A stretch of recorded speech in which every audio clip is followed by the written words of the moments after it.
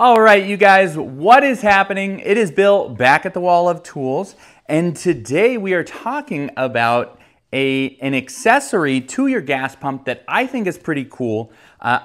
Full disclosure, I just got it about 2 weeks ago, so I don't have a long operating history, and I do have some quality concerns, but thus far within the first 2 weeks, it has been a very cool product. So rather than talk about it in abstraction, let's just get right into it. All right.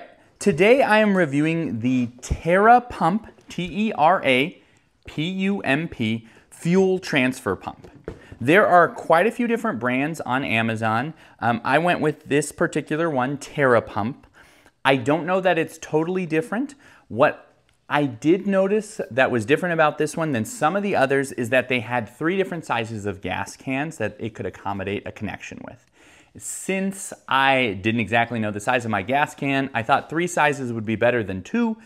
So I went with this one. I've had a good experience, but again, feel free to try something else. Let me know what you find. If something is better and cheaper and just the same, all that combination, I'd love to hear about it because I've only tried one. But so far it's been really clutch. So what is it? Why do I want it?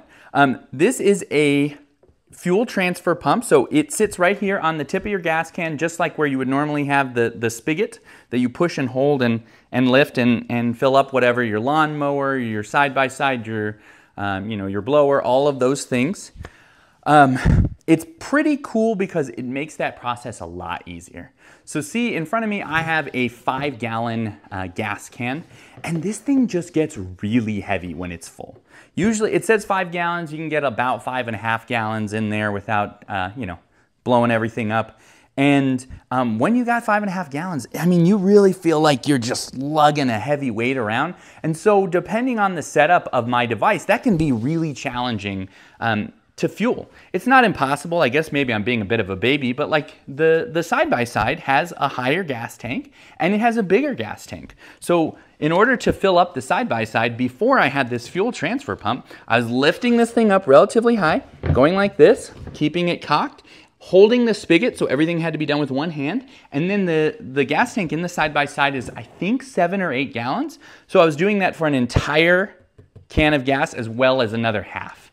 And it just became this chore that I didn't enjoy doing very much. It's not the end of the world, but it was just kind of challenging. It was way harder than standing there at the pump and filling up your car like most of us expect when we're at the gas station. So introduce the Tera pump, fuel transfer pump.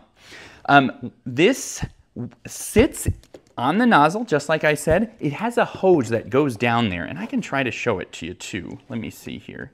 It has a hose that goes down. I'm not going to pull it all the way out because obviously you don't want to drip gas. But you see it's got this hose here that sits and actually goes all the way down to the bottom of your gas can. All right, let me just close that up. And what that does is it has a little battery operated pump. It pumps gas from your gas can and puts it, runs it through this hose and puts it wherever you put this, wherever you'd like, and it pumps.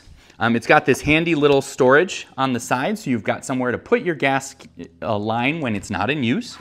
It uses 4 AA batteries, so let me see if you can see this. Really easy, obviously something hopefully you have around, oh, yucky. Hopefully something you have around the house. And it has an on-off switch. That's just pretty straightforward to operate. You push on, it'll start pumping. You push off, it stops. It also has, hopefully you can see here in the gas line, you can see this wire that runs through the gas line, and that is used because there is an optical sensor here. Let me see if you can see that. There is an optical sensor, so this has an auto shut-off feature, so you don't have to sit there and wait for your item to be filled up.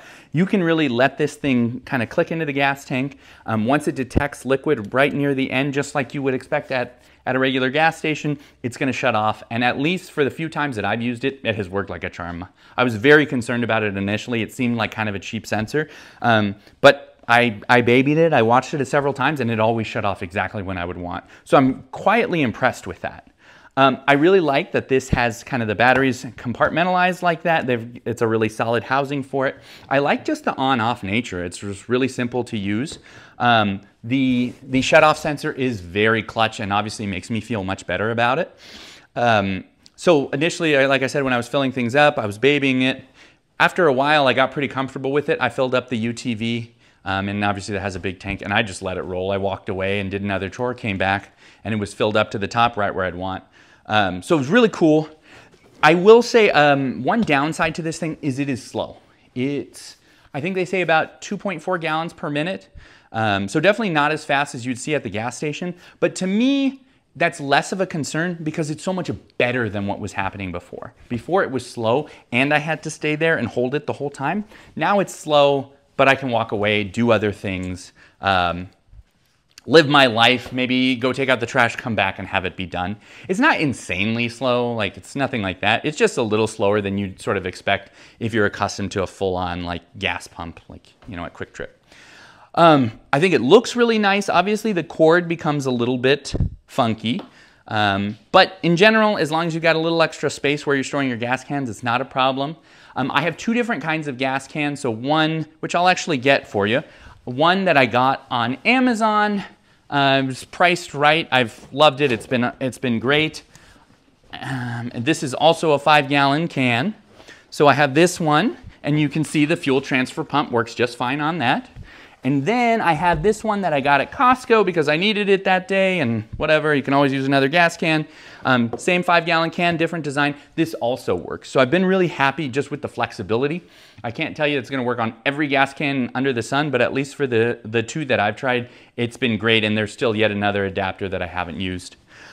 Very cool product. Definitely recommend it. Like, it's not a huge problem that it solves for me, but what happened with the gas is it's yucky. It gets on your hands, it's heavy. And so whenever it came to filling things up with gas, it ended up being a job that only I could do. Kids could not do it, definitely. My wife couldn't do it. She just couldn't lift it, or her arms would get tired. She just didn't want to deal with it.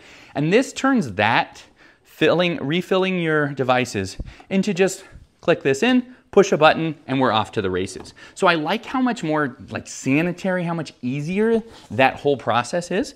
And I've been really happy. The one thing I am a little concerned about, in addition to kind of the quality issues, so this tube isn't super sturdy. I think it'll hold up. I have no major concerns. It's not breaking at the moment. It just feels thin, and I'm worried that maybe after a year or two of use, it'll start to crack and break. The device was a little over $100, maybe like $130 on Amazon for two. I think it was for two. Yeah. So not cheap. Definitely not cheap. And that's another concern. Also, lastly, I keep my gas in the garage, I think like most folks, because you don't want gasoline in your house. And I'm worried about the batteries during the winter. I live in Wisconsin. It gets quite cold here, especially in the garage in winter. And so you're always thinking about, like, you know, if you leave, let's say I had a bottle of car wash. It froze in the winter and then it exploded. So with these 4 AA batteries, I just don't know how they're going to perform when, say, the garage gets to 5 degrees and it stays there consistently. Not a huge concern. Obviously, you could take the batteries out, but it is annoying because there's really, I don't have a great solution for storing gasoline in my home. And so by very construction, these batteries are going to be outside.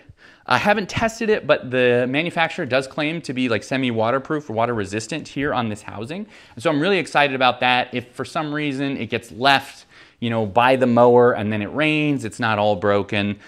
It seems to be a pretty cool device. And so I'm really curious what you guys have seen in the past for fuel transfer pumps. Nothing, I'm not looking for something massive like, hey, I've got a 60-gallon tank and I need to fill up giant tractors. I really am more in this 5-gallon segment, filling up a riding lawnmower, other small devices like that. And thus far, this has been kind of the cleanest setup, but I am very curious. Other thing that I don't love, it's not the end of the world, but I don't love, is that this is designed to sit on your fuel tank permanently. And so obviously, let's say I've got, 5 gallons is probably a little too little fuel for me. I need probably, I think I have 3 or 4 5-gallon tanks just because it ends up, between all my devices, you end up needing a little bit of stock, which means then I would have to buy 4 of these. So you can't just buy one and call it a day. I suppose you could, but then you'd be constantly unscrewing it, screwing it onto a new one. And it's just kind of hacky. Obviously gas is dripping. It's not something you'd want to be doing. So anyway, I've been happy with the two. I've only used those fuel cans so far. It's obviously much preferred from the other ones that have the old school spigot. Let me know what you think. Tell me what you've done that works better. I've even seen some of the manual fuel pumps, which I'm not opposed to. Like, it seems like it doesn't require much energy. And so I'm really curious if you've had a good experience doing something manual too. Let me know what you guys think, and otherwise I'll see you guys tomorrow. Thanks. Bye.